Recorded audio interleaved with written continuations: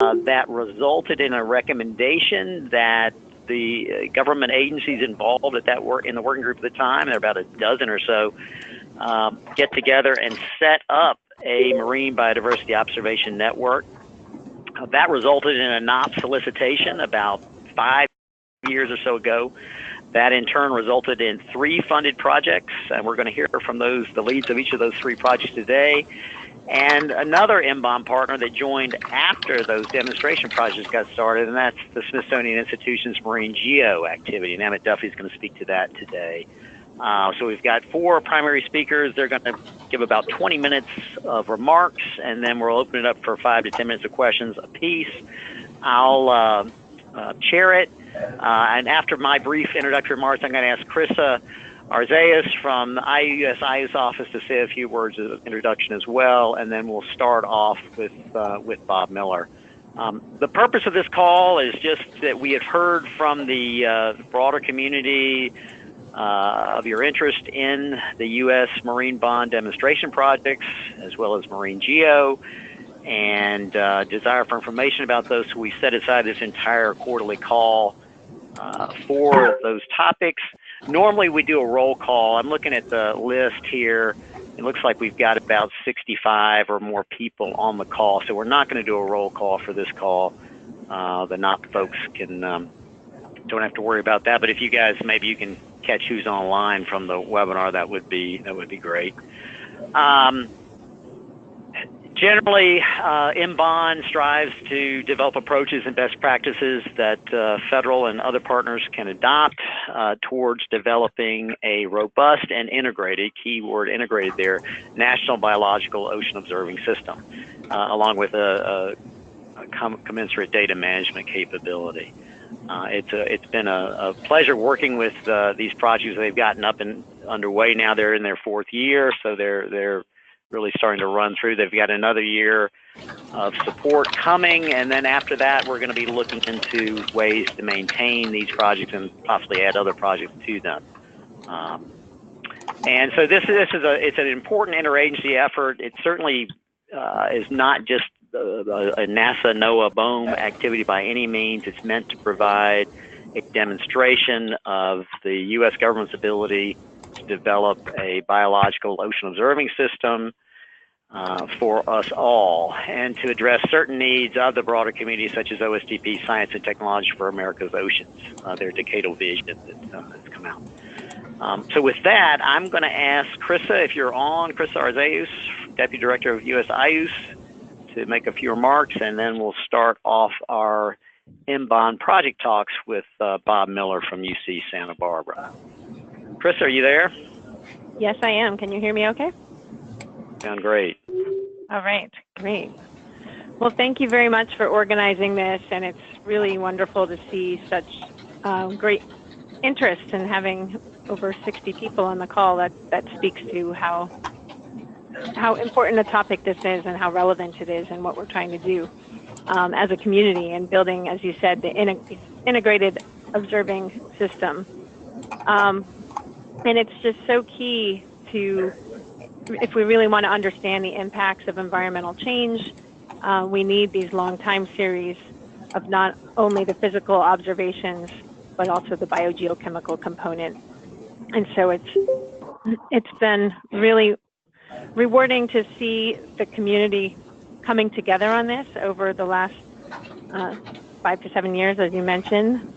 And I think it's really just the beginning, right? We need, there's a continuing need for multidisciplinary and multi-sectoral partnerships to achieve this goal. And of course, the hard part too is just to keep it going and to sustain it. Certainly the IUS program office is really tries to champion these types of partnerships across a variety of efforts. And so we're excited to play a role here within this community. And we're really appreciative to everyone who has contributed so far and will continue to plan for this emerging and evolving biological ocean observing and data management capability. So I'll turn it back over to you. Thank you so much, Chris. Appreciate that. Okay, our first project talk is from Bob Miller, UC Santa Barbara, talking about the Santa Barbara Channel M-Bond demonstration project.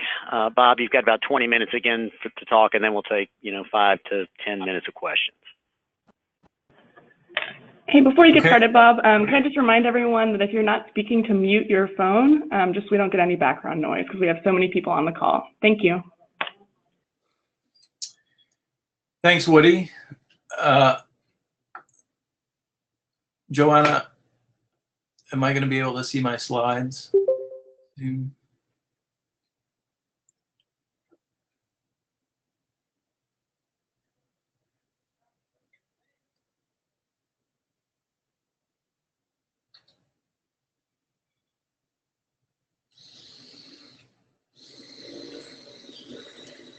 Great.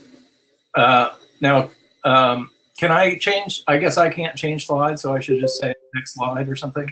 Yeah, if you just want to let me know and I can advance it for you. Okay. So my name is Bob Miller. I lead the Santa Barbara Channel M-Bond project based here at UC Santa Barbara. It looks like the bottom of my slide is cut off. But we're funded by NASA, BOEM, and NOAA. Next slide.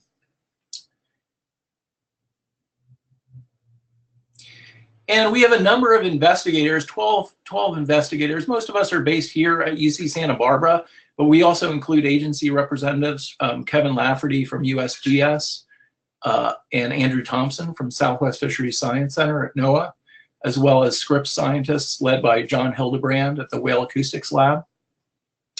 Next slide.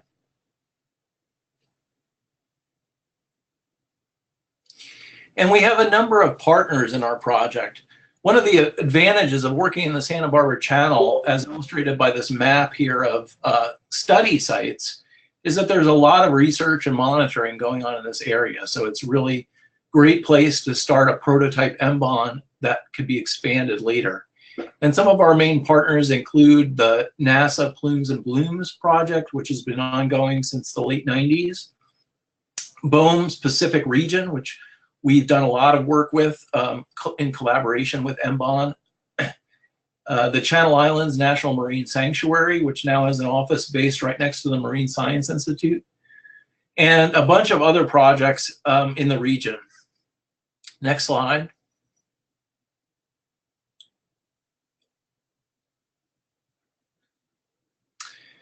So in establishing our M-Bond prototype, we really had two main goals. First of all, to provide data to inform managers in society about patterns of biodiversity across taxa, space, and time. Across taxa, from microbes to whales, space, up to large spatial scales, and long time periods. And we're doing that by integrating existing data from all these monitoring programs. Now, millions are being spent collecting this data, but in a lot of cases, it's really not integrated between programs. And in some cases, it's hard to get in the first place. And then we're using that data to do analyses as well, and we're developing new methods and products. And I'm going to go through some examples of those two approaches. And in doing all that, our second goal is to build a replicable framework to allow M-Bond expansion and production under diverse circumstances, nationally and internationally. Next slide. So first of all, data integration and delivery is a big effort in our project. This is data management, really. This diagram is from a paper from Kissling et al., a recent paper that shows the progression kind of from raw data collected by multiple different programs and transformed into what are called essential biodiversity variables, which are variables, data that can be used to compare biodiversity across different places where data may be collected differently or data may be collected on very different things. And then we can use that data to then produce derived indicators of biodiversity or ecosystem health or whatever. And our focus has really been on producing these EBV-ready data sets and then also working with them to produce derived indicators and doing research. Our focus has been on ongoing time series. And so we've got a number of time series in our library now, the oldest being 34 years. And we've been publishing data packages based on these time series with stable DOIs so they can be referenced. Next slide. This data management effort is headed by our Director of Data Management, Margaret O'Brien, who is a leader in the field of data management and actually is the co-PI on an NSF project called the Ecological Data Initiative. And she's also the data manager for our local LTR, Long-Term Ecological Research Program here at UC Santa Barbara. This graph gives you an idea of our progress so far by taxonomic group, growing from whales at the top down to microbes at the bottom, and what stage those different data sets are at. We've got a lot of data sets now that are at the EBV ready stage, which is number 3 there, but there's still work to do. And we're testing mechanisms for a number of ways to disseminate this data or deliver this data to users. So we're testing Darwin Core in repositories like Data One or NSF's EDI, the Ecological Data Initiative. We're testing ERDAP ways to get the data out through our local iUse node, SCOOS, working with Clarissa Anderson, director of SCOOS, and other folks there. We're putting data into OBIS right now manually, but we're working on automating that. And we're also using EDI, the Ecological Data Initiative that Margaret is involved with. Next slide. So we're not only putting these data packages out there, but we're really interested in using the data to look at associations, in particular, associations of biodiversity with physical variables that can be measured across larger areas. And a lot of these variables that we're using are measured using remote sensing and other ways to measure across broad areas, because most of our measurements of biodiversity in the ocean are done at really small scales, where we can do a scuba dive, or we can collect a plankton tow or whatever. These don't tell us about the broad scales, but we can learn something about those by linking biodiversity with data that we can collect at those scales. So this is work, his name is cut off at the bottom, but this is work done by our postdoc, Thomas Lamy, who is expert in spatial and other advanced statistical techniques. And he's looking at what are the most important scales of variation in biodiversity. This example is recently published on kelp forest biodiversity. In the Santa Barbara Channel region, Southern California in general, kelp forests are tremendously important in terms of their biodiversity and their economic and tourist value. And he asked what are the most important scales of variation and what's driving those scales, and found that sea surface temperature was really explaining a lot of the variation, but that things like connectivity by currents were also explaining a large portion. Next slide. Now, somewhat similarly, Rhiannon Ronstadt, another postdoc with us, is working on a collaborative project between MBON and NCOS, the National Center for Coastal Ocean Sciences, to do ecological forecasting of these kelp forest communities based on physical variables. And she's been using species archetype modeling to do that, or SAM, to identify basically these archetypes of species that respond similarly to environmental variables that we can then use to predict, well, how are these species predicted to change in the future as the ocean warms or as storm frequency changes, et cetera. And also, these models can be used to say, well, what species are likely to be in an area that we haven't sampled at? If we're doing a project, say, laying an undersea cable in a specific area, what's likely to exist in that area? We can use these modeling efforts, even if there has been no sampling in that area, to make an educated guess about that and do spatial management. Next slide. So to that end, a lot of our MBON data has been useful for projects with BOEM, including this project that was funded by BOEM and Bessie called Net Environmental Benefit Analysis of Offshore Platform Decommissioning Alternatives. And here, this is an effort led by postdoc Erin Meyer-Gutbrod, and she's been modeling fish biomass, fish production, and biodiversity under different scenarios of platform decommissioning. Oil platform decommissioning is a big issue on the West Coast right now because there are several oil platforms that are slated for decommissioning over the coming years. And one thing about the oil platforms is that they act as rich habitat for a diverse community of fish and invertebrates. And so Erin has been modeling how these different approaches, from leaving the platform in place to partial removal to total removal of the platform, affect the production and biomass of these fish communities. And she's produced this online app that can be used to look at how these alternatives affect a given platform in the region. And the users of this model will include not only BOEM, but also California State Lands Commission and the petroleum industry as they decide, it's decided, well, what's going to be the fate of these platforms in the future. Next slide. Now, moving from data delivery to new products, one area of new products we're developing is remote sensing. And on the large scale, we've been using remote sensing to look at kelp forests. Dave Siegel's lab here at UCSB is leading this effort. And he's been using Landsat data to map the extent and variability in kelp forests all the way back to the 1980s, along the whole range of kelp from Baja California all the way up to Alaska. And now his lab, led by Tom Bell, has been looking into ways to use hyperspectral data to examine the health of those kelp forests and actually model their populations over time. And so he started doing that with data from airplane mounted sensors like this Avarice data as part of the History campaign. And Tom has been able to look at chlorophyll to carbon ratio of the kelp canopy using that data. And next slide. And look at kelp condition, age, and extent, and actually model kelp age and demographics from this remote sensing data. And the reason to do this using this aerial imagery is to be prepared when NASA puts these hyperspectral sensors up into space, and that's coming in the near future, hopefully. And at that point, we'll be able to do this, and I'll talk about some work on phytoplankton diversity that Dave's lab is also leading to fully utilize that hyperspectral data once it comes online. Next slide.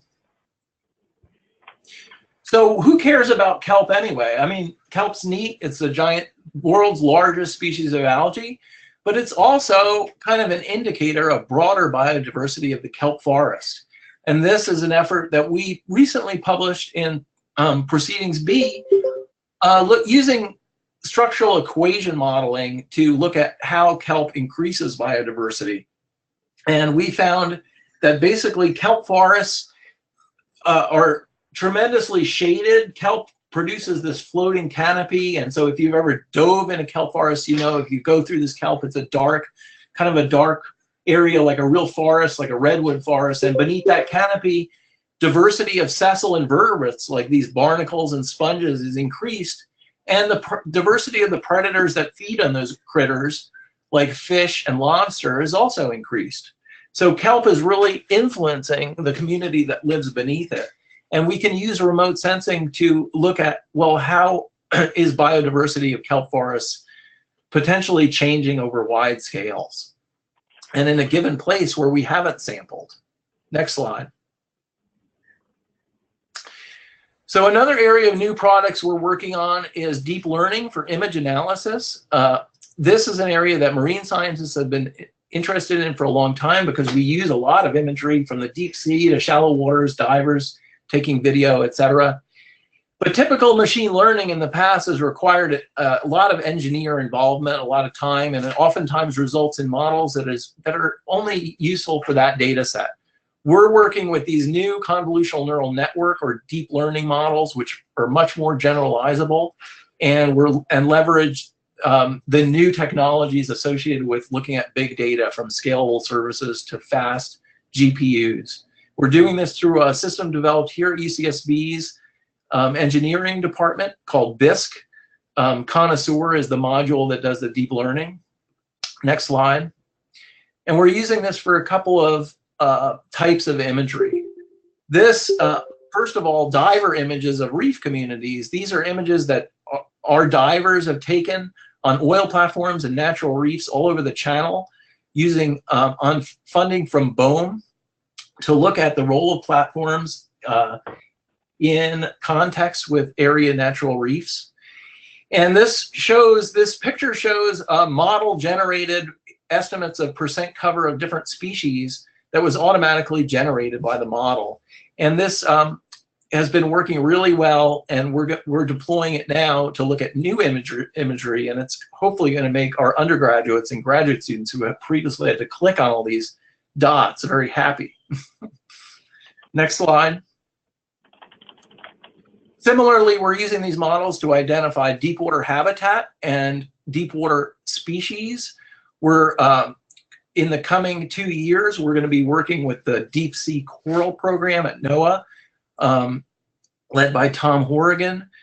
They're doing a West Coast Deep Sea Coral Initiative in 2019 and 2020, and we're really interested in testing these methods on the imagery they collect off the West Coast.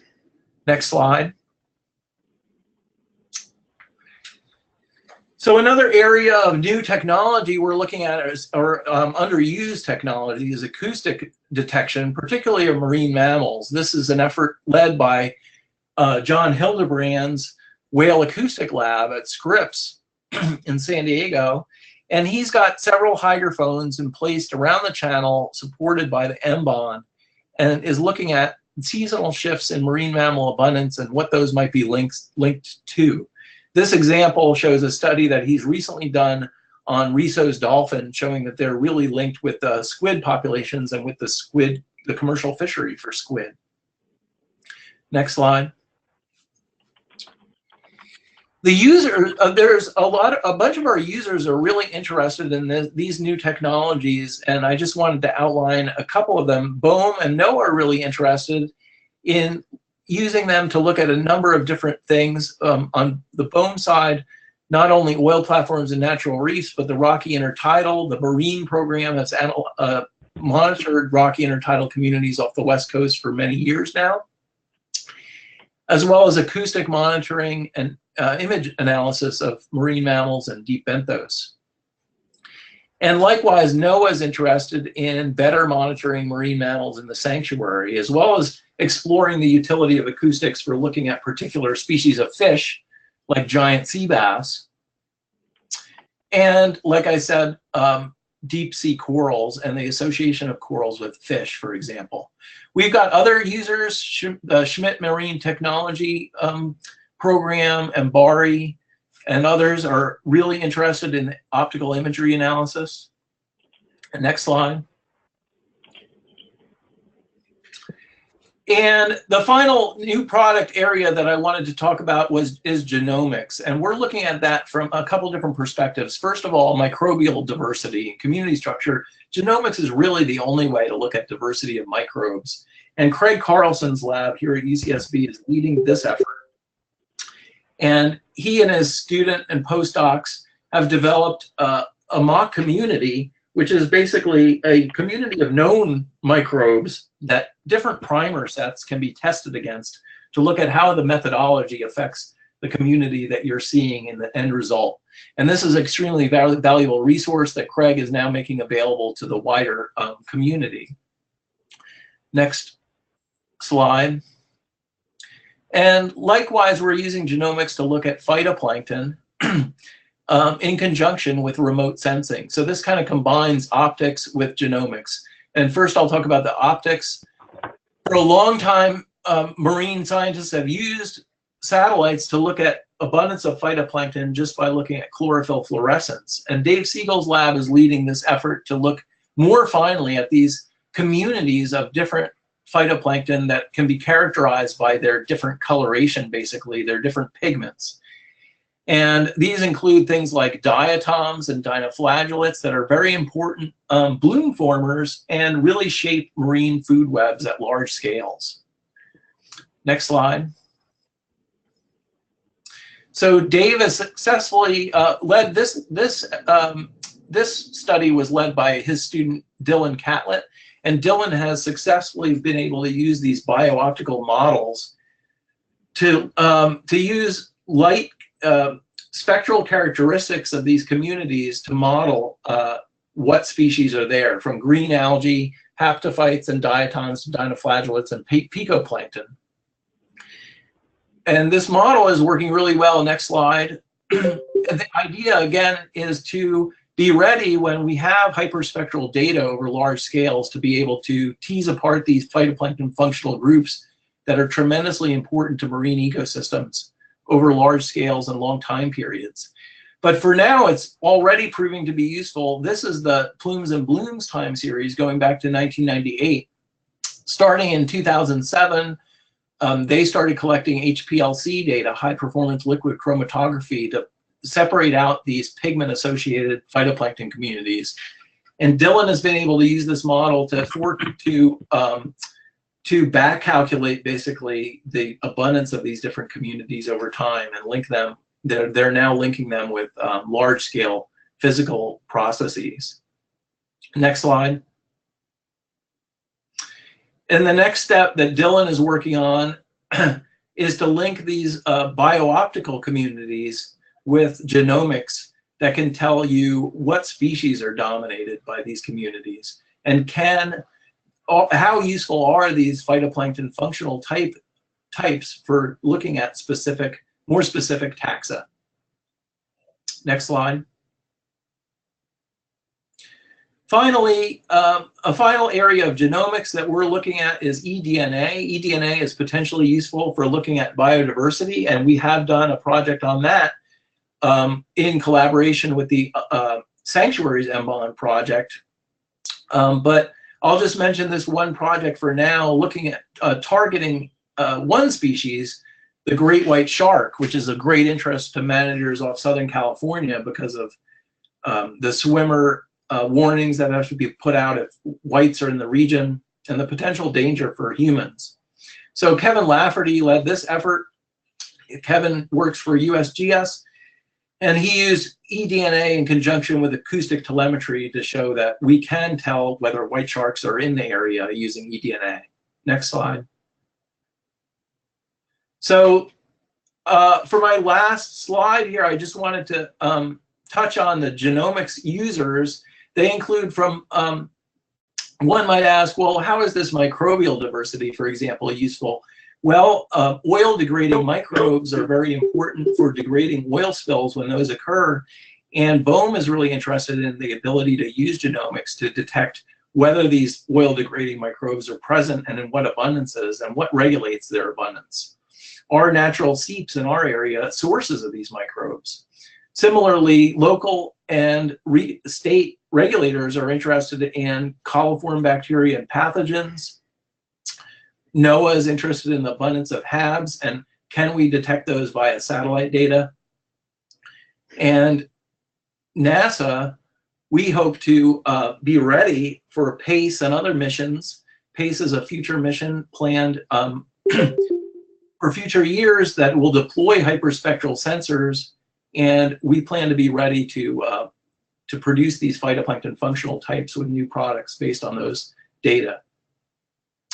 So that concludes my presentation on our SBC MBON, and I'd be happy to take any questions. Thanks.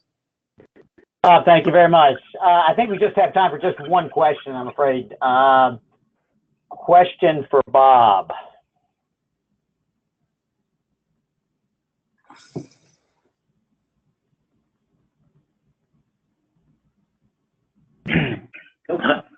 Hi, Bob. This is Tim White from BOEM Sterling. I just have a quick question for you. Looking through your data sets, from marine mammals down to microbes, and I noticed that you have shorebirds there, but there's a wealth of data sets from the Kalkofe cruises and others on seabird sightings, 30 plus years. I was wondering if you had a chance to look at any seabird data, or perhaps in the future incorporating seabird data into the framework. Yes, we are absolutely looking at data from Kalkofe, including the seabirds, and that's extremely interesting to us, actually. And we've recently started a collaborative project with NCs that's funded by BOEM to look at linking physical variables with seabird abundance in our area. And I think that DAC coffee data will be key to that effort. NCEAS is the National Center for Ecological Analysis and Synthesis, based here in Santa Barbara. Thank you very much. Thank you, Bob. Thanks. Thanks, Woody. All right, our next speaker is Frank Millicarger from the University of South Florida. He's going to talk about the Sanctuaries Marine Bond Project. Frank, whenever you're ready. Thank you, Woody. Good morning and good afternoon, everybody. Can you hear me? Yep, you're coming in loud and clear, Frank. Okay, great. Thank you. I have this slide that has some of the core messages that we want to deliver as part of this group of M-Bond projects, and I will skip this now, but if we have time, we'll go back to this. Hopefully, these slides will be distributed to people interested, and these are the things that we would like to have as take-home messages. So, next slide, please. So this is the M-Bond pilot project that is working with the National Marine Sanctuaries program. We're specifically working with several national marine sanctuaries. The point is that we're trying to use the sanctuaries as a pilot stakeholder to see how we can deliver, improve the benefit of biodiversity observations to management and other uses of these types of data. The two PIs are myself and Francisco Chavez. Next slide. But we have a group of at least 14 institutions that has grown over the years. These were the original ones, and I am not going to go through all the names, but it really is a fantastic group that includes people from the federal government, state government, and several academic institutions. Next. This talk is dedicated to Matt Howard. Matt was our data management director from the IUS program, the Gulf of Mexico Coastal Ocean Observing System. Matt died tragically back in February, and a lot of the things that I'm going to talk about really were spearheaded and initiated by Matt. So some of that vision on how we manage biological data is now being incorporated into a lot of the different data management communications efforts that IUS is leading. And so I think that with all the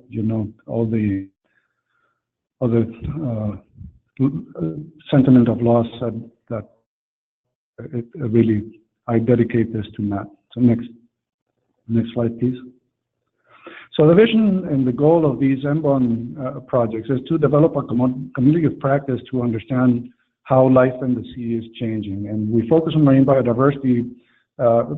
We consider biodiversity a very broad term that includes biology in its different forms. The focus of this project, as I mentioned before, is to work with the National Marine Sanctuaries as a prototypical user of operational biodiversity information and use IUS as an operational biodiversity data management in a communication center as a pilot. But I think that there's a lesson here across the federal government that we can learn from what IUS is doing.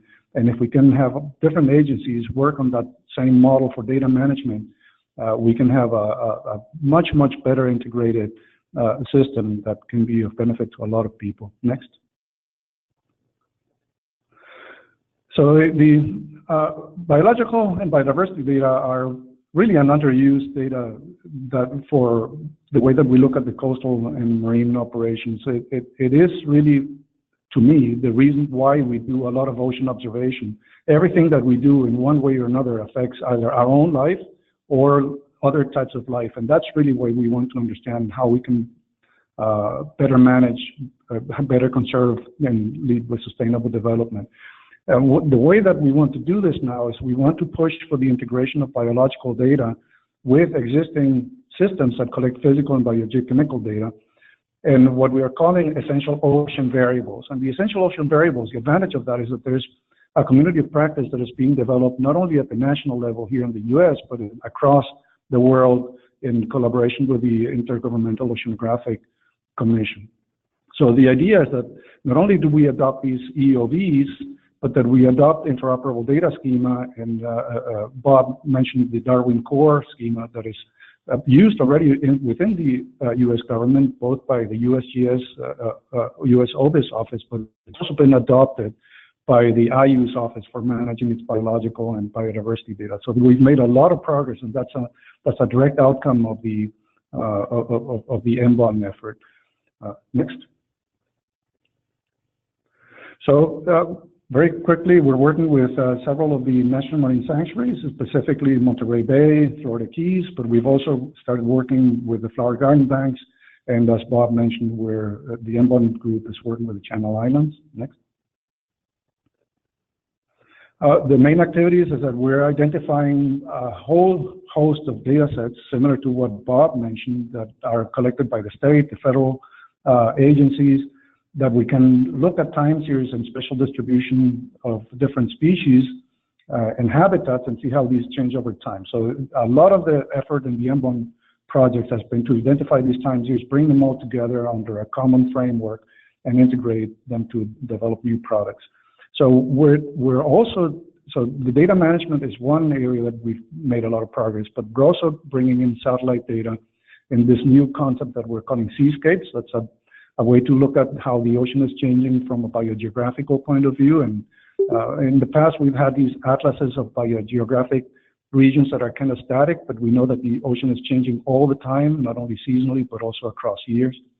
We're working on environmental DNA, so eDNA is a big deal. We've published methods and protocols to help the community internationally to work on eDNA, and we're trying to look at how we generate new products, including indicators that are useful not only for the sanctuaries, but also by extension, because if it's useful for the sanctuaries, it's going to be useful for a lot of people that manage marine spaces.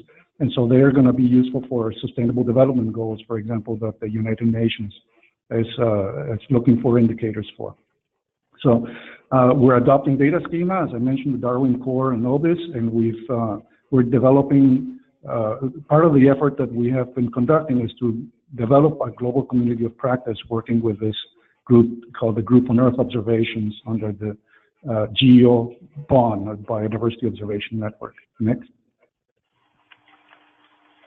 So the Sanctuaries project then brings in a lot of different data sets, puts it through this type of funnel in data management structure, and generates information that is useful for the sanctuaries, but it's also good for the UN Sustainable Development Goals. We have a lot of outreach programs. We're working with IPBES and the Global Ocean Observing System at the IOC. Next.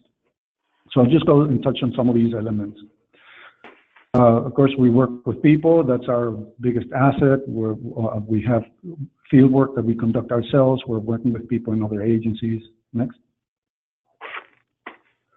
And we're working with the other NBON projects, and we have regular conversations. We try to compare methods. We share protocols. We're trying to share ideas, and now we're sharing things like eDNA methods and actual processing samples. We're expanding our seascapes effort, the remote sensing, to try to cover some of the other NBON projects and see how we can collaborate. And indeed, that has led to new projects that use these seascapes and eDNA. Next. So some of the outcomes that we have here now is that we have identified and processed many biological data sets that were previously completely disconnected. We have brought them into this common framework, both from the federal point of view and the states in California and in Florida. Those are examples on how we can bring different data sets together, and I encourage at these tools that I'm going to show here. And this includes habitat, benthic cover, fish. We convert the data sets to Darwin Core. We incorporate them into these portals that are being served by the IU's program. Those portals are extremely powerful, and they bring in satellite data and data that really covers the entire world, but we're using them for looking at our own areas. These curated views, these portals allow you to generate a curated view so that you can actually send a link to a website and illustrate and recreate a story that you gain from a scientific view of your data, and somebody else can look at it without having to go through a complicated online tool themselves. You can basically recreate that whole environment just by clicking on a link. And we're working with IUS, the USGS, and the International OBIS office to try to put this all together. Next, please. This is a graphic representation of what I just mentioned. Next, please. Next. So this is the MBON portal. The link was cut off on the bottom of the slide before, but the central panel here shows a view of what this portal looks like. That thing is live. It brings in satellite data time series, so you can look at things like temperature and ocean color, phytoplankton concentration time series, and you can overlay different data sets. For example, we have these infographics that you can click on a type of organism, be it a phytoplankton, macroalgae, or some larger organism, birds or marine mammals. And you get time series of physiology or abundances of those, and you can overlay those with the different environmental data sets.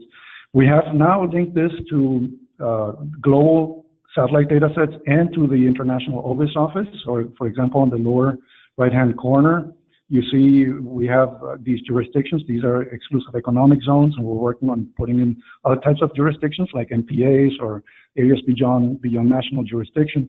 There's a whole host of MPA or proposed MPA areas that we would like to include here, and you click on it and you get time series of the historical environmental variables, but also it links directly to OBIS, and you can see whether, for example, whether there's protected species or endangered species relative to the other species that are in this jurisdiction. Next, please.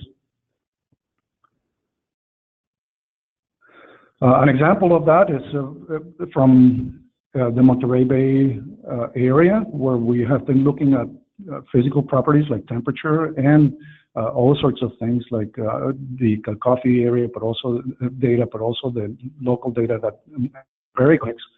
And in this case, they are looking at how does the biodiversity of fish, especially rockfish and such, change with temperature. There's been enormous changes in temperature over the past few years in California and in the Pacific in general that affect biodiversity.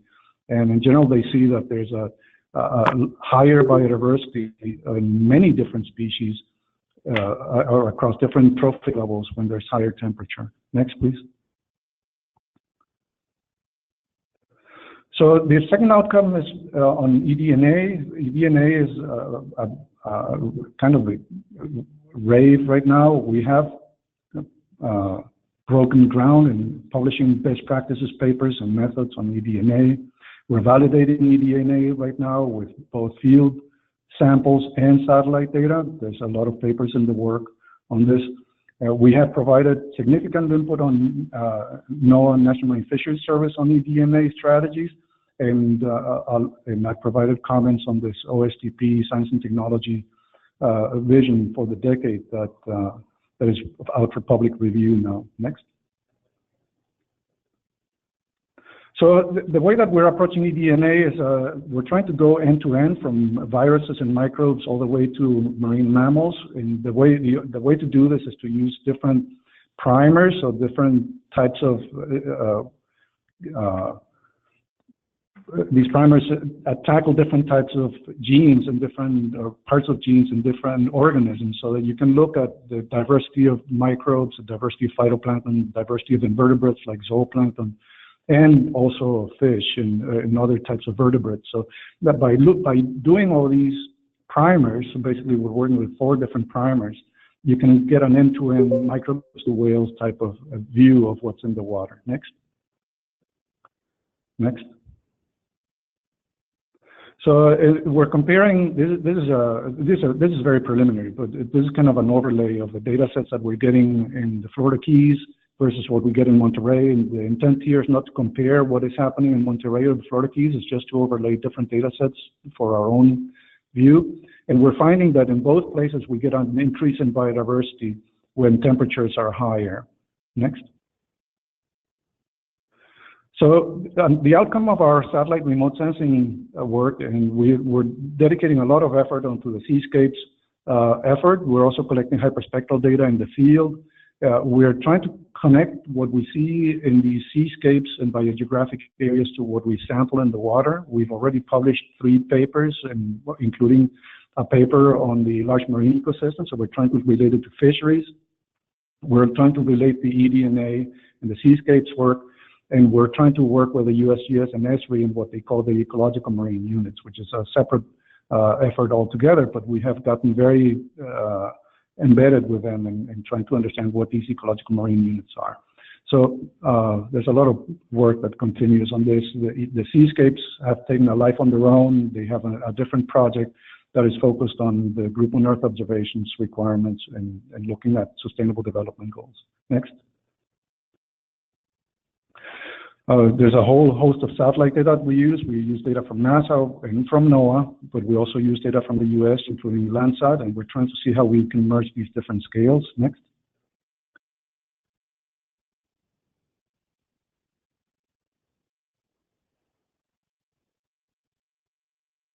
Yeah, so this is a slide that was provided by Maria Cavanaugh. She's at Oregon State. She's our lead on seascapes.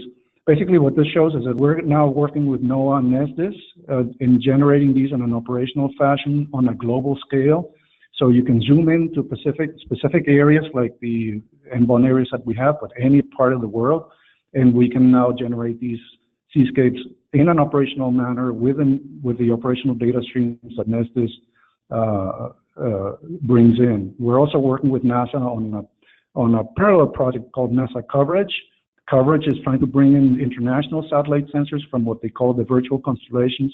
So the constellations would be, for example, for wind or temperature or altimetry or ocean color, and we would try to merge them to get these global fields. Next. This is just a comparison to show some of our field work in the Florida Bay, where we take eDNA and phytoplankton samples, zooplankton samples. We also have fish data from the Florida Keys, and we compare to the seascapes. Next. We're working with the flower garden banks. The flower garden banks is concerned. There seem to be more events where coastal water, for example, coastal water not only from the Mississippi, but also from Texas, when Texas floods, Texas water moves over to the flower garden banks. And this has happened several times now in the past few years, and we're detecting that through satellite data. We're developing a set of tools where they can get an early warning that these blooms are moving over the sanctuary, and ideally guide some of the sampling that they could do in the flower garden banks. In 2016, one of these events led to partial mortality of the reef, so it's kind of an important event that we want to understand. Next. So we have a lot of outreach efforts. We're working with local schools and science fests at the national with IUs and developing training courses on how you bring in biological data into a very comprehensive data management system. We have provided eDNA to different line offices at NOAA. We're working with NESDIS on implementation of seascapes. All of this is kind of an outreach to try to lead to an operational NBON. At the international level, we're working with the Global Ocean Observing System and developing the essential ocean variables. And we're working with GeoBond and defining the essential biodiversity variables. And we published a paper trying to make linkages between these two. They're developed by completely different groups. Next. These are just pictures of our training courses for IUs and Darwin Core. Next.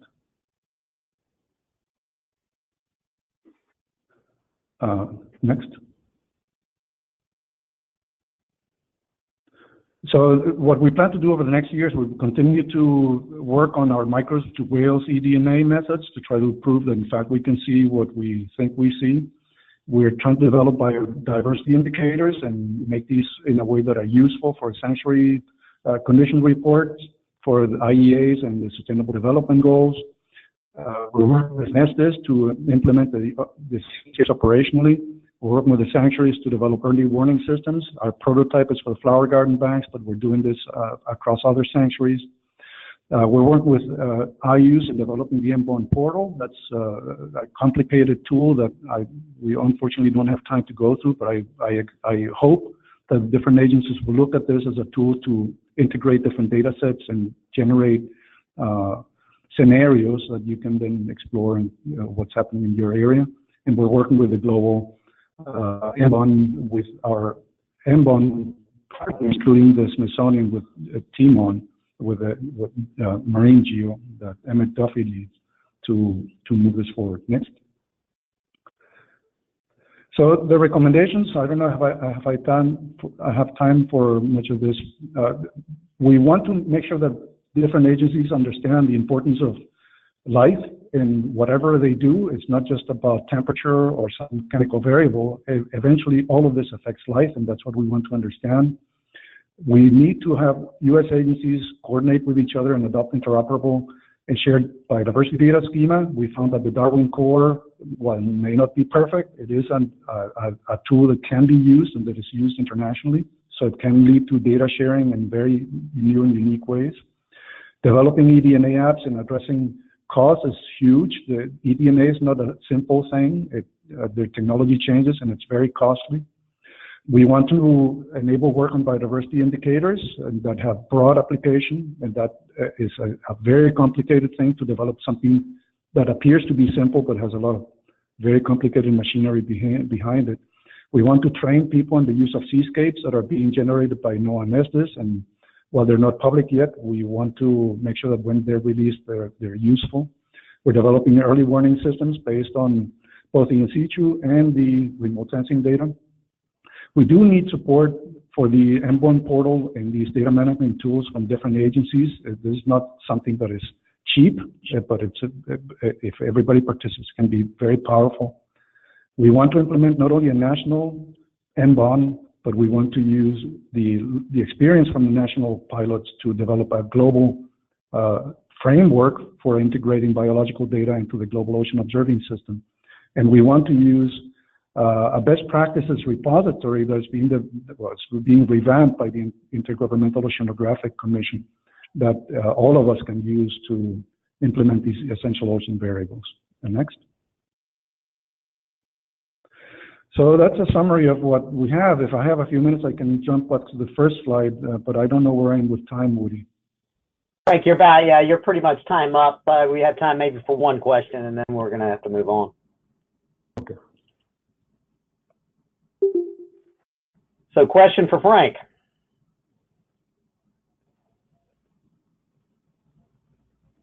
Any questions for Frank?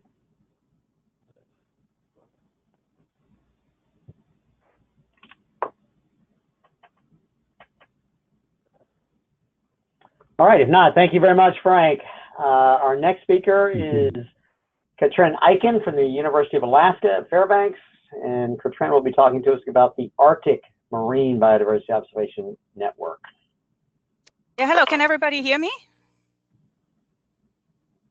Can you hear me? Yes. Okay, so, and can you see my screen? Because I'm actually sharing my screen, so. Yeah, they have it up, Katrin. You're coming through loud and clear, and we've got your slides. Okay, up. Great. So yeah, thanks for the opportunity. So I'd like to talk to you about MBON, which is different from MBON, which stands for the Arctic Marine Biodiversity Network. And of course, I'd like to acknowledge the co-PIs on this, and also, of course, all the various funding agencies. So we were mostly supported by BOEM, NOAA, Shell oil industry, and then more recently also funding additions through NSF, and then also NASA through a separate grant actually to Maria Cavanaugh on seascapes, that is now on Arctic seascapes. So the MBON goals are to measure marine biodiversity, species richness, and their distribution in the Arctic Chukchi Sea. And really, we also, I'm echoing here what Frank and also Bob have said, the diversity from bacteria to whales, or microbes to whales. And it's important to relate the diversity patterns that we find to the physical environment. And then in terms of the network, really build this network through collaboration and data sharing, again, something that has been emphasized already before.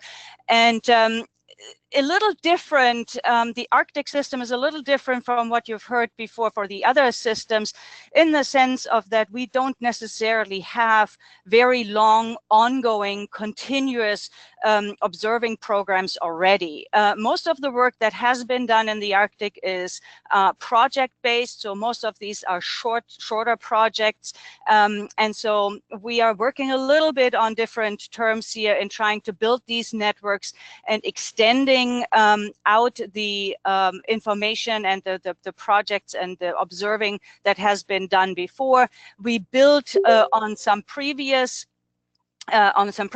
field projects, and then also on some ongoing projects, and I'll mention two of them: the Distributed Biological Observatory, the DBO, as well as the Chukchi Sea Ecosystem Observatory a little bit later again. So why the Arctic? Why do we care about the Arctic? It's far away, and however, we know all that the Arctic is of great importance, not only to the Arctic, but to worldwide in terms of climate and oceanographic conditions. And the Arctic has been changing dramatically over the last several decades. Here you see a graph of the sea ice loss in summer in the Arctic, and of course what this dramatic loss in sea ice means is that there will be dramatic ecosystem changes, but it's also opening up new opportunities, such as extended resource extraction, shipping routes, and fishing opportunities. And all these new opportunities really have a strong need for management applications, to which we hope to be able to contribute information. The Chukchi Sea in itself, you see it here, located between Alaska to the east and then Russia to the west, is a hydrographically really complex region. It's a system that has very different water masses, such as a coastal current that's cold and that's warmer and fresher, and a colder and more salty shelf system, and then through sea ice we have very cold winter water masses that develop. So all of that drive this system and the biology that we find there.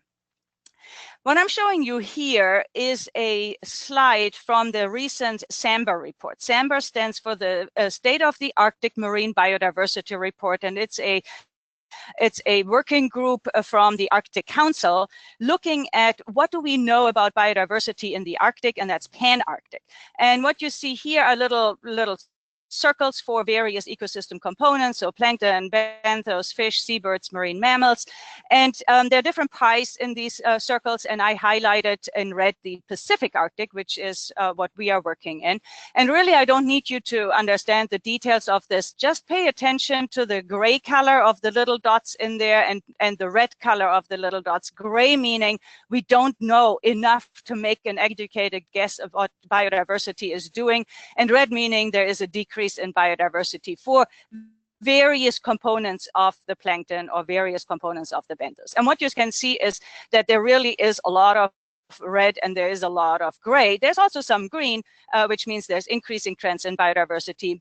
But we're most concerned about, we really don't know all that much despite the efforts in the past. So we need to really continue our work there. So Ambon had 2 field seasons. Again, this is a little different. We can't just go out, twice a week and do some sampling in this very remote area. We're very limited by, again, access as well as sea ice coverage. And so you see here, this is the coverage driven by a lot of the past coverage to extend timelines. And they were the same except for 2017. We had a little bit opportunity to add a few more stations here. So we do measurements across the ecosystem, physical measurements, plankton, both microbes, phytoplankton, zooplankton, benthic organisms, fish, and then also seabird and marine mammal observations. So I'm going to go through a couple of results, and in some of these, it's trends between the 2 sampling years that we had, and some it's showing sort of the addition to long-term data. Here you see environmental conditions for surface waters on the left and sea or bottom waters on the right in terms of temperature and salinity, and you can see that 2015 in the surface water was a lot fresher and colder than 2017, which was a lot saltier and warmer. On the sea floor, we didn't see that many differences. But so definitely in the environmental conditions, we do see differences in the 2 years. And I do need to say that we have sampled at the same time period. So if you look at some of the other environmental conditions or drivers, then you see here water column on the left is 2015 and on the right is 2017. So water column chlorophyll, you can see that it's much higher in certain locations or certain hotspots in 2015 than in 2017. However, if you look at the bottom line here, sediment chlorophyll, you see that we have higher sediment chlorophyll in 2017 than in 2015. What this means is that despite the same time frame for sampling, that things have happened earlier in 2017 than in 2015. So the phytoplankton bloom was over in 2017 and had already settled to the benthos, while in 2015 it was still ongoing. So again, this is telling us something about the variability of the system, and we can look at that in terms of how does the biology respond to that.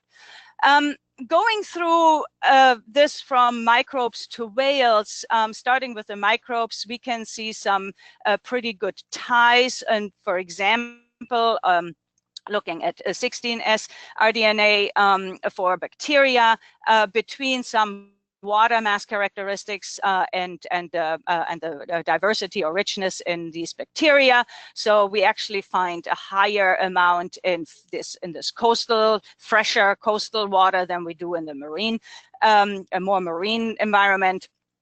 And we have also done eDNA analyses, and we are getting some very good matches to jellies and zooplankton abundances, which we also measure, so we can match the eDNA to direct measurements. However, we are also getting hits on insects and crocodiles, which we are pretty sure have not invaded the Arctic yet. And so what that tells us is that we still need to do a lot of work on the basically on the library. So if we get hits, it gets compared to certain libraries, and if the library is not that specific for the Arctic species that are there, it's trying to make links to other species. So this is still a new and developing field, and so definitely we do need to do some more work on that. This also, the MBON project, has been a great opportunity to extend some timelines, and so we've added to what is now a 10-year time series of zooplankton in the northern Chukchi Sea. And so here I'm just showing the abundance data for one species, Calanus glacialis, which is one of the main zooplankton copepod species, and it's an important species for higher trophic levels in terms of food. And what we see and know is that there's very high interannual variability, and so far we haven't really resolved this variability in its relationship to the environment, but we are making progress there. And now more recently, some more of the extreme years coming through, we found that the colder years are more dominated by these larger-bodied Calanus species, while in warmer years are tended to be dominated in smaller-bodied species, zooplankton or copepod species. Now, size is directly related to lipid content in these Arctic copepod species, and so changing in body size and species does have a direct link to upper trophic levels, such as seabirds or whales that do feed on these zooplankton species. This long-term time series for zooplankton also affords us a great opportunity to link to our newest edition, Seascapes, by Maria Cavanaugh, to the Arctic program. And so Maria has been working on developing seascapes based on sea ice, for example, as you see up here, for the past about 10-15 years. And so we are now working on linking these seascapes to specifically the zooplankton data set because of that matching in time frame, and to see how the pelagic habitat, as described by seascapes, and the species are associating to each other. Another thing that we're excited about, and it's sort of a future step, is to see if the seascapes, which are really mostly based on pelagic characteristics, how they might link to benthic, the benthic ecosystem. And the reason we're excited about that is because the Arctic is a very benthic dominated system. So a lot of the production goes to the benthos and drives a lot of benthic biomass. And so we think that this is a wonderful system to explore the usefulness and applicability of seascapes to a new system such as the benthos. Talking about benthos, we have used the data that we've collected for benthic invertebrates as well as demersal fish to look at spatial scales of what would make a good observing biological or biodiversity observing system in the Chukchi Sea. So what we've done is we have used the coverage from the Ambon project and on the right-hand side, you see this and for fish and for benthos, and have done various analyses in terms of biodiversity and community structure. And we're then comparing this on various other spatial scales and see how well would a smaller spatial scale represent the patterns that we find based on this larger spatial scale. Basically coming down to, we all know that these observations are expensive and they're difficult to do, they're time consuming. So do we need to sample this much, or can we get away with less sampling, basically? And one useful comparison to this also is that you may hopefully see this. There are some boxes I have drawn around some of the stations here, and this is the DBO coverage. That is the distributed biological observatory program that is looking over time as well at biodiversity and biomass in these two regions here in these boxes. But for instance, neither fish nor these epibenthic or invertebrates are part of the DBO. And so this was a great opportunity for us to really look into that and evaluate the spatial scale. And so we have a paper out that's currently in revision. We're working on the revisions right now. They're due next week. And so we hope this to be out in deep sea research soon. The reviews we got were very positive and saying, yeah, this is the information we really need. What this also links to is that I mentioned earlier that there is an increased interest in potentially looking at fisheries in the Arctic. So looking at the spatial scales of variability of fish is really useful. NOAA NIMFS is doing some fish surveys in the Arctic. They have started this now. I'm not sure if they are going to do this routinely as they also do in the Bering Sea and the Gulf of Alaska. But so we are in these discussions with them as well in trying to guide what are useful scales of monitoring for these various ecosystem components. For seabirds, we found in these 2 years that we worked there, or that we did the field sampling, we found some dramatic differences, particularly in the northern area and in the central part of the study region here. And so particularly shearwaters were more or less non-existent in 2017, and also much fewer least auklets. And so we are currently looking in two options that would explain this related to the differences in environmental conditions that we saw. Is it low winter, overwinter survival, or is it poor food conditions? I mentioned the differences in zooplankton, and so these are in part zooplankton feeders, so there might be a link between this. Also looking at marine mammals, and we had much fewer sightings in 2017 than in 2015. However, one of the most abundant mammals that we found in both here are walrus, and walrus are really an important species for indigenous communities up in the Arctic, of course, in addition to the ecological importance. And you may have heard that with the loss of sea ice, walrus are now starting to haul out on land rather than on ice. And so there's great concern of, do they still find enough food? Do they still go to their traditional feeding grounds or not? And in 2017, we still found them in their traditional feeding grounds. So despite the longer travel that they have to do now, they're still using those feeding grounds. So that was important information for us. So Arctic, the networking or building the network, I mentioned the DBO before. We have very strong ties to that observing system, but also to the CEO, the Chukchi Ecosystem Observatory, which is a moored observatory. And so they obviously don't measure everything that we measure, but they measure across the year. And so that we have year-round high-resolution data on the physics, as well as on some select biological metrics, such as whales. So there are microphones in there that record whale sounds and acoustics for fish.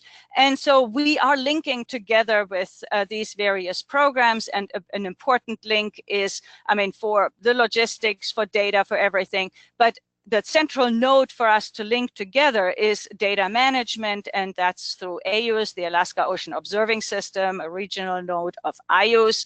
And so we're working with Axiom Data Science to make the data discoverable through the iOS MBON portal. And we have submitted all our data, at least for 2015. For 2017, some of the data are not quite finished yet.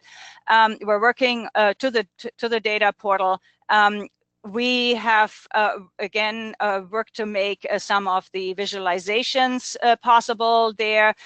So here you see, if you go through the MBON data portal, you can go to the various data sets, and you can look at the data sets, you can download the data sets, and you can visualize them.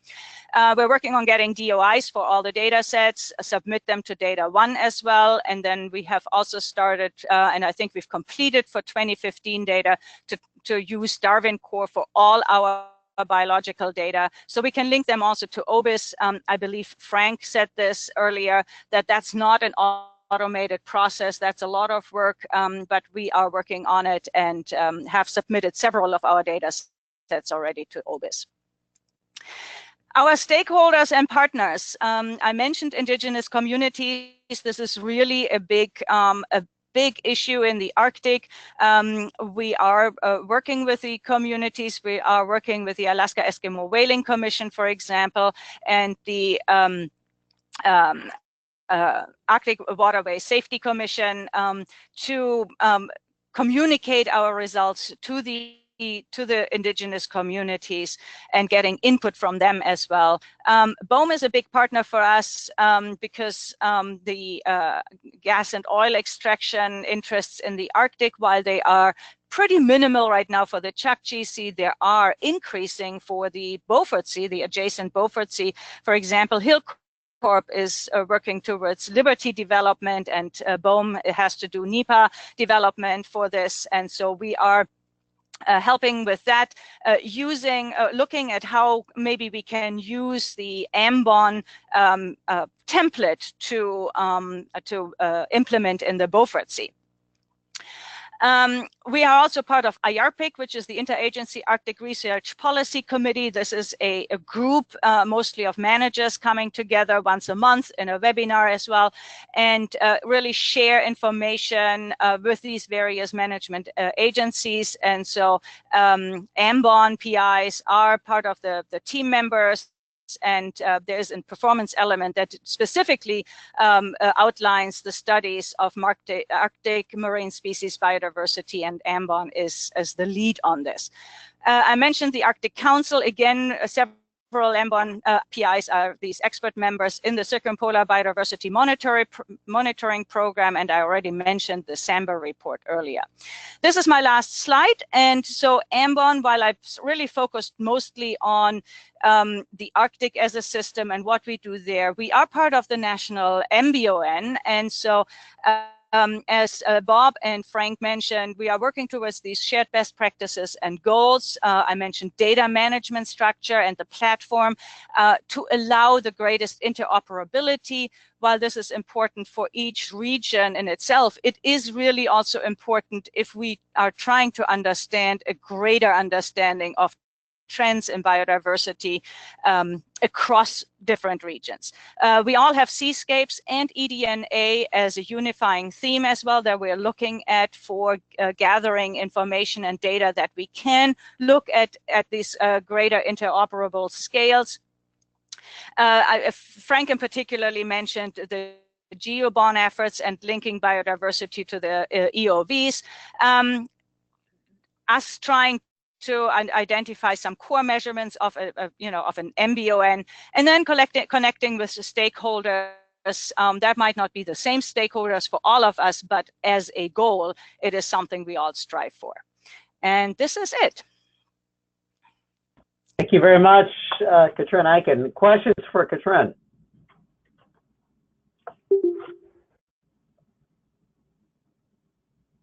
Questions about MBON?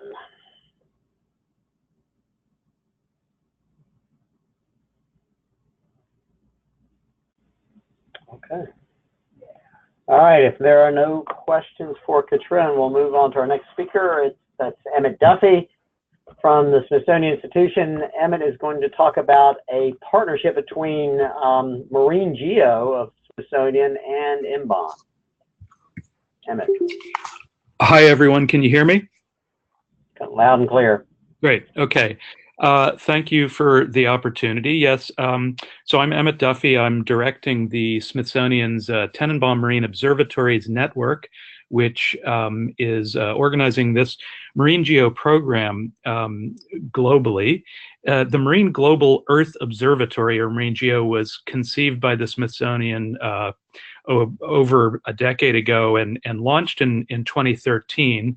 And I just want to mention it should not be confused with the Group on Earth Observations Geo, with similar sounding name.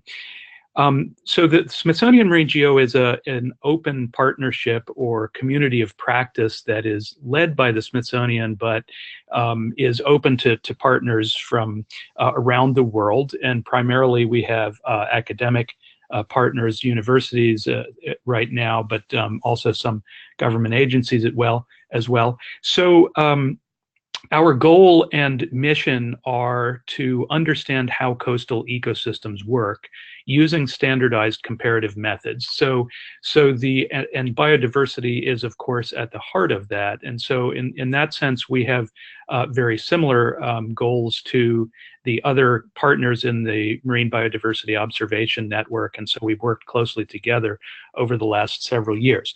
So my job as the director has been to define and develop our niche in what I would call the rapidly evolving MBON seascape that's developed over the last several years, largely as a result of the advances that you've just heard about from my colleagues. So let's go to the next slide. So at the heart of how marine ecosystems work is, of course, biodiversity. We can think of it as natural infrastructure that creates actual physical structure as well as food and protects coastal property and so on, many of the things that we care about. In fact, I think most of us as audience on this talk are well aware of this and understand that it's critical to essentially everything we do and get out of the ocean. And yet we don't have a comprehensive inventory of marine species in U.S. waters, much less of the rest of the world. And for many of these species, we actually have very little idea what they're doing. Next, please. So I have thought a lot over the last few years about what our niche is, again, in the context of the Marine Biodiversity Observation Network and its many moving pieces.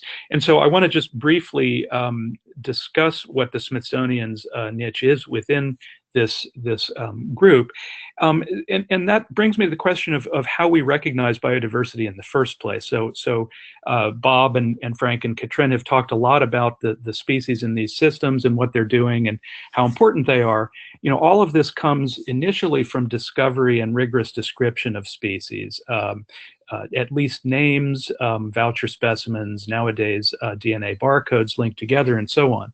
So the Smithsonian has major expertise and resources in biodiversity. We have over 100 million specimens of all kinds, not just biological, 500 scientists or so, of which about 50 are marine, depending on how you count, plus fellows and so on. So we have a strong biodiversity discovery and description capacity, as well, of course, as important ecology and conservation. So the other thing that we have is convening power, and that is the basis of our Building the Marine Geo Network and the collaborations that are developing, which I'll talk a little about. Next, please. So one of the things that we are using that expertise and collaborative work for is to build the biodiversity library of the world, one site at a time, perhaps. So in addition to the Smithsonian scientists, one of the things that we've been developing over the last few years is what I might call a distributed biodiversity institute, a network of taxonomists that we can interact with in order to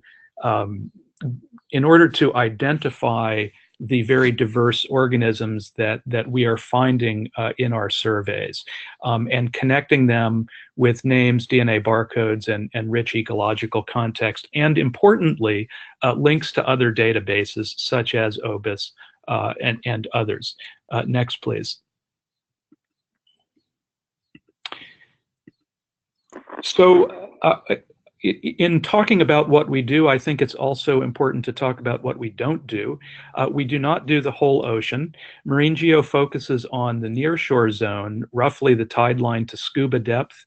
This is where biodiversity and people are concentrated and interact most. We work primarily in biogenic habitats, reefs and submerged vegetation primarily. And what we're interested in is linking environment with biodiversity and ecosystem processes. In connection with the essential ocean variables that Frank introduced, we are focusing primarily on seagrasses, corals, and the fishes that live among them, but also on what one might call the other 95% of the animal kingdom, the invertebrates that are the sort of critical links in the food chain, but are often poorly known in many of these systems, such as the ones that I showed the picture of before. Next, please.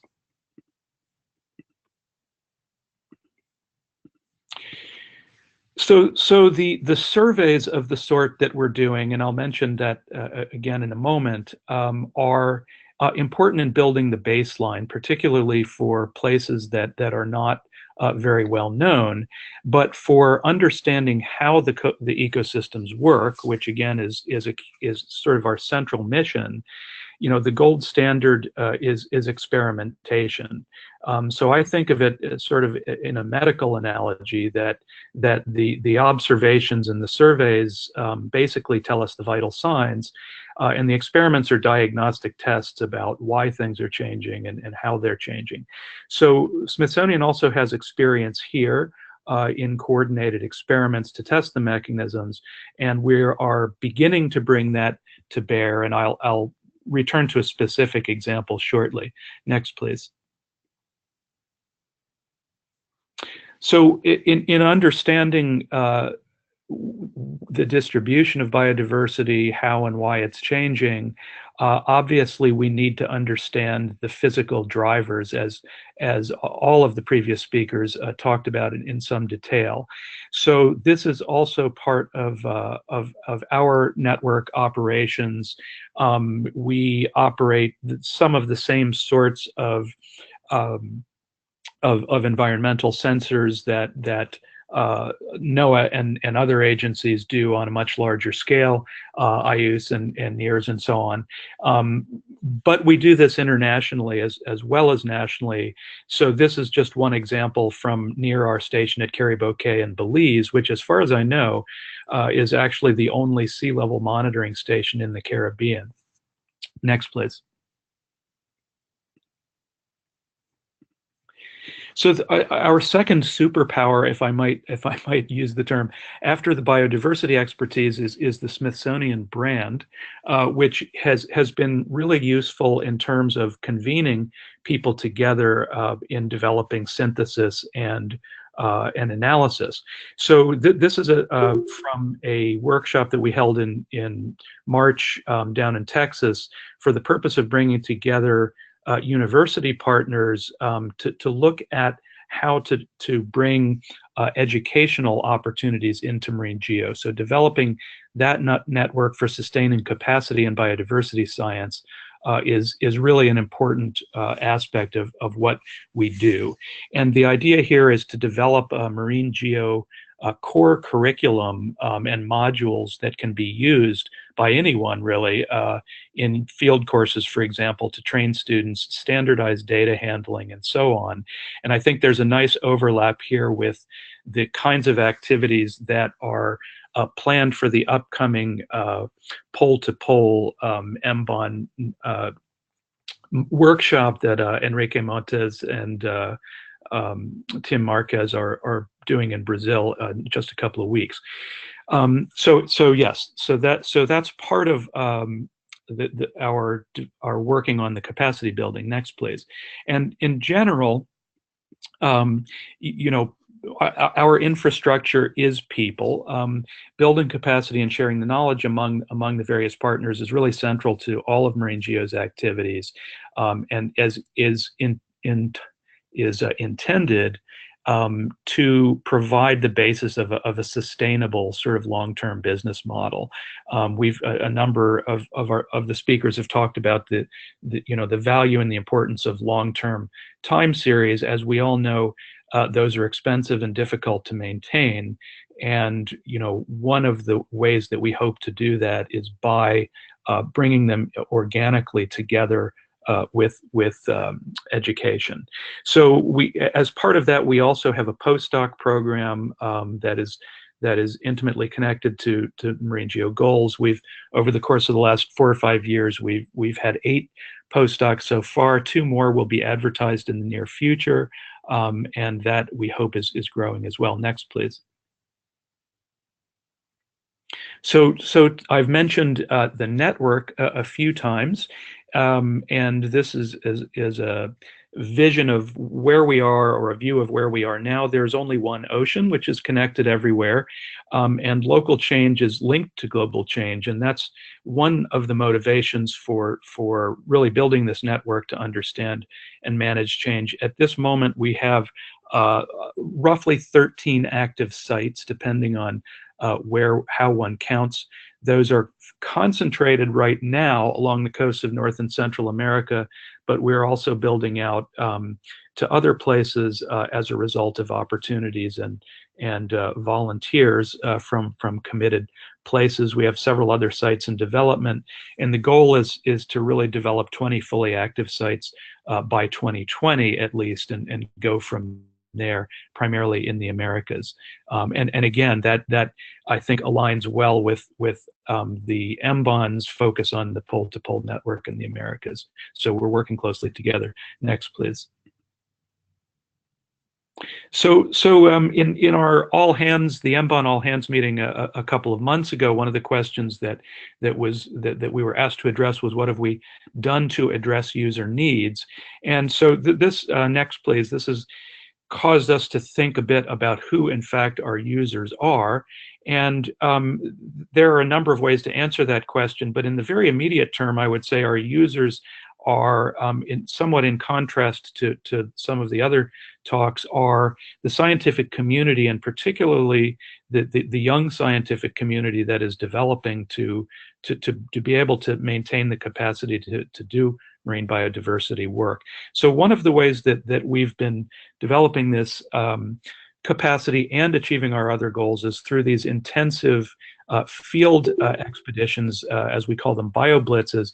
This is a picture of one that we did last summer, 2017, in British Columbia with the Hackeye Institute, which brought together a large number of experts from around the world. I think we had over 40 scientists and people there, collected over 3,500 specimens, about 1,200 species, each with voucher, high-resolution image, DNA barcode, and ecological data in many cases. So that one collection over 3 weeks collected about 1/3 of the known regional invertebrate fauna from this region, which we were pretty impressed with, and goes to show what can be accomplished in a relatively quick, intensive time. We actually have one of those a BioBlitz underway at this moment in the Chesapeake region. I'm actually out on the eastern shore of Virginia right now, and we expect to have a couple of others per year going forward, strategically located around biogeographic boundaries to try and maximize the number of species we get. And I will say right now that we are very keen to have partners and co-funders in this effort. These are fairly expensive to launch, but they are extremely efficient and productive because we can bring together people from large areas. Next slide. So I'll just show a couple of examples of what comes out of these things.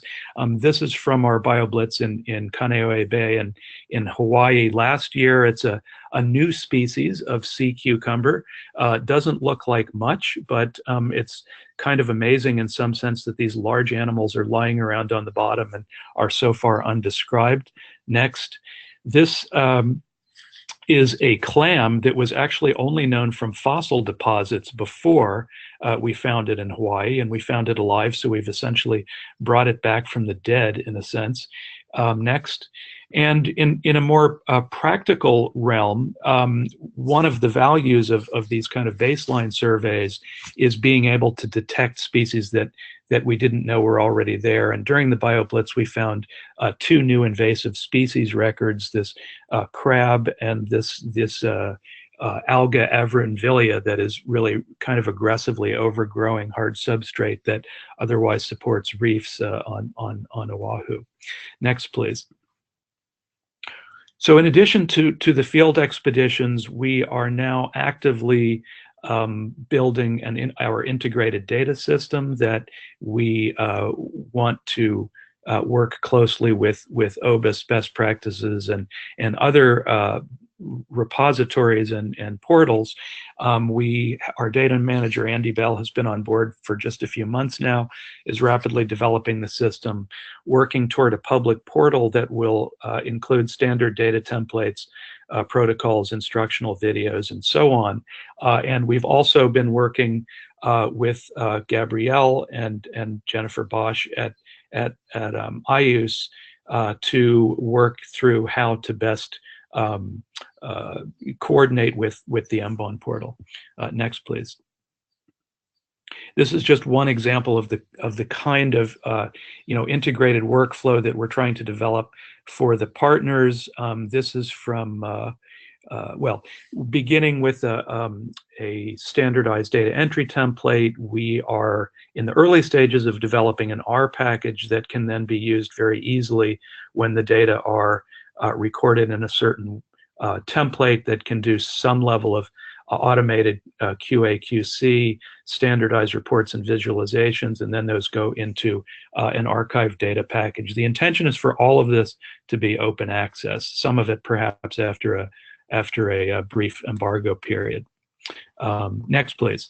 And I mentioned earlier that one of our one of our goals and one of the parts of our niche is synthesis. And so we're looking towards meta-analyses and syntheses of data. And this is just one example that's somewhat peripherally related to marine geo, but where we looked at as much data as we could get on that linked biodiversity in the field to processes of production and biomass, standing biomass, and found to our surprise that in fact the number of species or functional groups within a system is often just as influential as climate and nutrients in predicting the biomass and productivity of the system. So these are the sorts of things that we are aiming to produce as products. Next, please. So we also were considering at the all hands meeting how we're progressing with shared cross MBON priorities. Next, please. And so one of the ways we're doing that is working with the AmeriGS pole-to-pole MBON network and adding a experimental component. So to try and address why ecosystems change. And we are, as I mentioned, currently developing a coordinated experiment along both coasts of the Americas that is addressing, using a fairly simple design, how do predation and invasion interact across geography. And I won't go into the details of showing you the data on the right, except to say that we actually have done a pilot. Most of the North American sites are in the water now, and we're hoping to put the South American sites in during the coming austral summer. Yes, next, please. So we'll be discussing the details of this at the upcoming pole-to-pole meeting in Brazil in a couple of weeks. And I'll just leave it at that for now. Next slide, my last actual figure here. Just one more example of a simple crowdsourced experiment that we have mounted. And this is looking at the geography of predation intensity. It's a project we call Bite Map, where we use a very simple, cheap, quick assay for measuring loss rate of a standard bait in the field to get a sense of fish feeding rate. And we've completed this at about 40 seagrass sites and 40 sediment sites around the world in 2016 with associated data on fish communities. So the goal here is modeling fish predation as a function of temperature and biomass. So with that, I'm happy to take questions if there is any time. Thank you. Thank you very much, Emmett. Yes, we do have time for questions for Emmett, and after that, we'll open it up for questions for all of our speakers. So questions for Emmett initially here.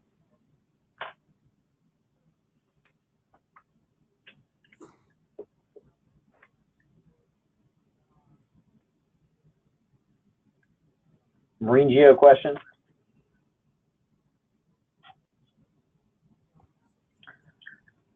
Okay, if there are not any marine geo questions, let's open it back up to questions for all of our speakers, Bob, Frank, Katrin, Emmett. I'll point out, just as a way of getting started, that a couple of things. One, MBON, Marine Bond, is part of a larger global effort called GEO-BON, which is the Group on Earth Observations Biodiversity Observation Network. GEO being an international partnership of observation systems, both in situ and satellite.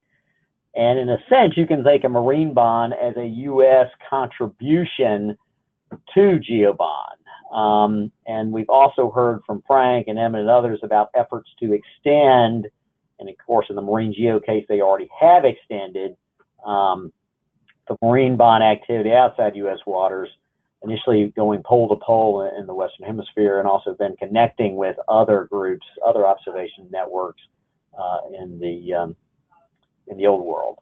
So bring out things. So this is very much a global effort. Second point I would just make is the importance and the urgency of doing this. And that is, we all know that the Earth system, our broader environment, is changing and changing rapidly.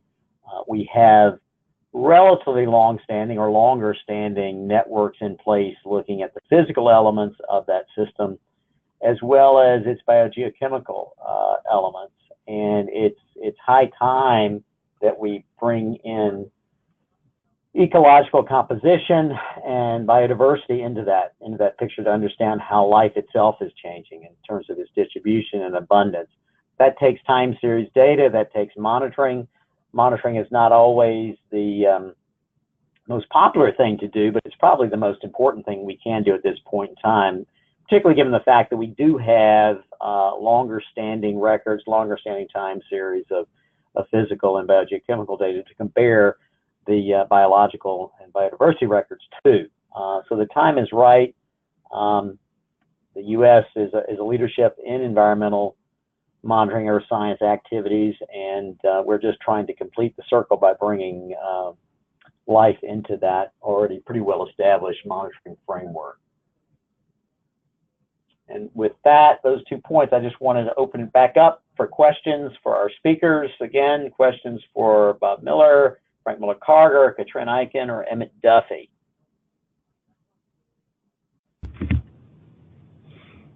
Hey, Woody, this is Steve. Hi, Steve. Steve Giddings? Hey. Yeah, Giddings, sorry. Hey, Steve. Yeah. Hey. A quick comment.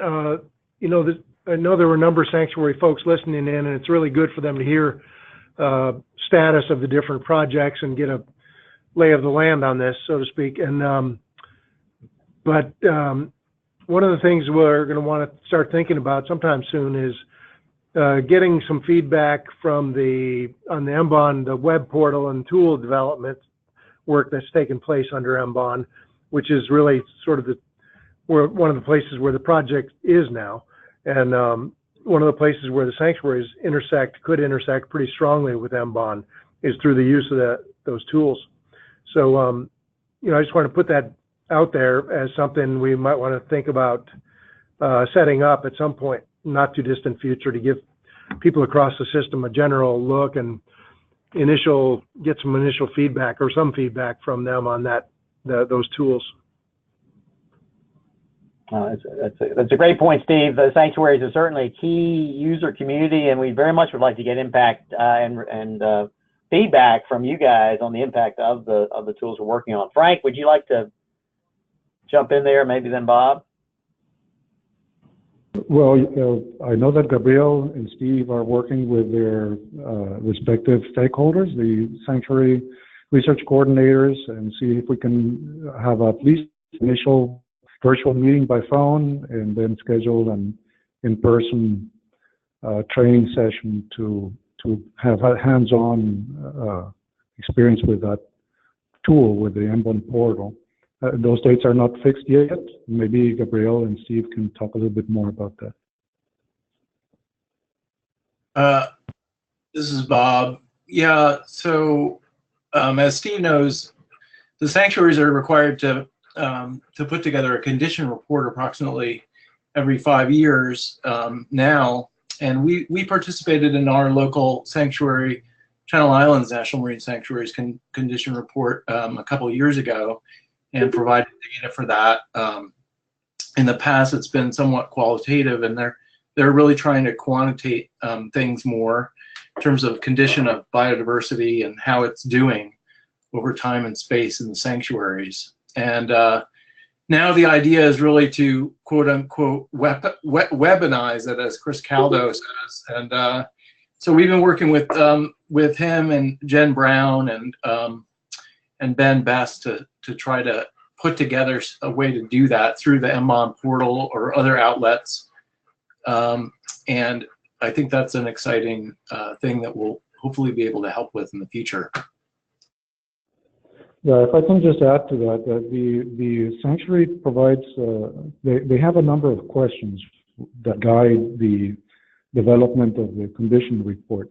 Those questions are really very key in defining the human interactions or the environment affects natural systems, and so they are very applicable to any number of other areas or uses that we have for the ocean. And so we see those as examples that can then be brought to other areas, other types of marine protected areas, other types of jurisdictions, even at the international level. So it's a perfect test case. Thank you, Frank. Thank you, Bob. Got about 5 minutes. Another question? So this is Gabrielle. I would just add the sanctuaries are a perfect test case, but we're also exploring connections to other place-based management areas, the National Estuarine Research Reserves. We wonder whether there might be opportunities in partnering with EPA around the National Estuaries program, things like that. And there are opportunities, no doubt, that we haven't considered. So just since we have so many people on the call who might bring new perspectives, that's input that we would certainly welcome here or as follow-up. Yeah, so Gabrielle, this is Marie Bundy with the National Estuarine Research Reserve System, and we have been working really closely to figure out where the best synergy can take place with our estuarine research reserves. We collect a lot of information on biodiversity, but not so much in a way that right now I think the challenge is to find the relevant data synthesis exercises where we can put data together from different sources and actually ask some real questions about impacts of climate on these coastal ecosystems. And it's been a challenge with both the biological data, but also some of the biophysical or biochemical data, even in terms of other data collection groups, the frequency, the timing, and all of that. I think we've got the horsepower to do it now with the statistical tools that we have and the computing tools. So it's really exciting to start thinking about how to merge data sets and actually start asking some really relevant questions using data from different sources. Great. Thank you, Marie. Thank you, Gabrielle. Other comments or questions?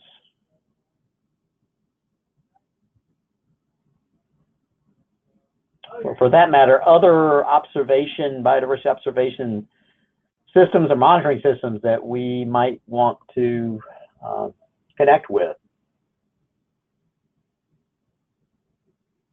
Yeah, this is Molly McCammon with the Alaska Ocean Observing System in Anchorage. Can you hear me? Molly? Okay. Yep, Yeah, I'm clear. Yeah, hi. I'm work closely with Katrin and with the Arctic Marine MBON, and our data team is doing the data management for them. But what I'm curious about is how all of the programs interact with federal and state agency population assessments, surveys, just kind of the basic work that kind of the operational work that most of the agencies do. And I didn't get a clear sense of that. That's a great question, Molly. Thank you very much. Principally at the moment, we're looking at building out through the interagency IUS effort, which brings together regional efforts, but bringing the MBON activity that we've been talking about today into alignment with the IUS activities, and through there for other activities. There is so much going on at the state level. You heard about in Frank's presentation, probably a bit in Bob's too, and Katrin's, where they're working with folks at the state level as well as the feds. There's an awful lot more integration and, frankly, initially awareness building, but also then integration across the myriad of biodiversity monitoring efforts out there. I think these projects, they really aren't just limited to federal agencies. They've, in many cases, already been working at the state level in their particular areas. But we need to expand that and, in a sense, sort of nationalize the regional, the local efforts that are underway. And we're looking, at least initially, I'll let Gabrielle comment if she's close to this, or Krista, but we're looking at IUS to help us do that, certainly, but not exclusively IUS here. Well, I think Actually, I was going to suggest just turning to the PIs to comment on some of the interactions that they might not have covered. I mean, certainly there's a lot of interaction, for example, with BOEM, but there's also interaction with state management agencies in each of the projects. Do we have a moment for the PIs to speak to that? That'd be great. Got about a minute left up to wrap up here. So very briefly, I mean, the state of Florida is very integrated into the process, developing even the interface for the portal. They're developing case studies for illustration of how you can use local biodiversity data and local data that they collect, in, for example, in the Florida Keys. But we're working across the Gulf of Mexico with others to have case studies that can be put as examples on that portal. Thank you, Frank. Bob or Katrin? Yeah, this is Katrin. Go ahead, Bev. Oh, that's okay. In California, I was just going to say we're working a lot with SCWRP, Southern California Water Resources Project, which monitors diversity and abundance of several different groups of organisms across the state in response to pollution, to try to use their data for more things than they do now. And our data are of tremendous interest to fishery managers at the state level here, because a lot of these organisms like urchins and kelp forests are just not monitored right now by state agencies. They don't have the resources for that. And so putting together the data from these other monitoring efforts, whether they're private or National Park Service, et cetera, is very valuable to them. Great, yeah, thank you. Katrin, about 20 seconds, and then Emmett, if you want to add on anything for 20 seconds afterwards. Yeah, so I think I've already actually mentioned those, that we are at least discussing with BOEM the applicability of an MBON type structure for other regions in the Arctic, and I also mentioned some discussions and collaborations with NOAA for fish surveys in the Arctic. So those are some of the definitive agency relationships.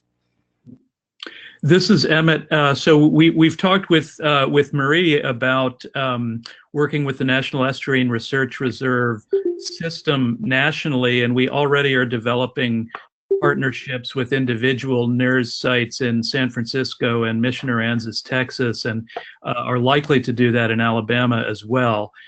We've been working with Gabrielle also in terms of figuring out how best to connect with some of the IUCE regional associations. And then finally, I'll just mention that BOEM has recently funded an effort at the National Museum of Natural History to help genomify, as some call it, the collections there. And I am optimistic that there will be a way for that to connect with some of the field work that we're doing, particularly in regions close to where BOEM has operations, as well as in areas that are potentially influenced by more coastal areas or near shore that are potentially influenced by those industries. Thank you, Katrin. Thanks, Emmett.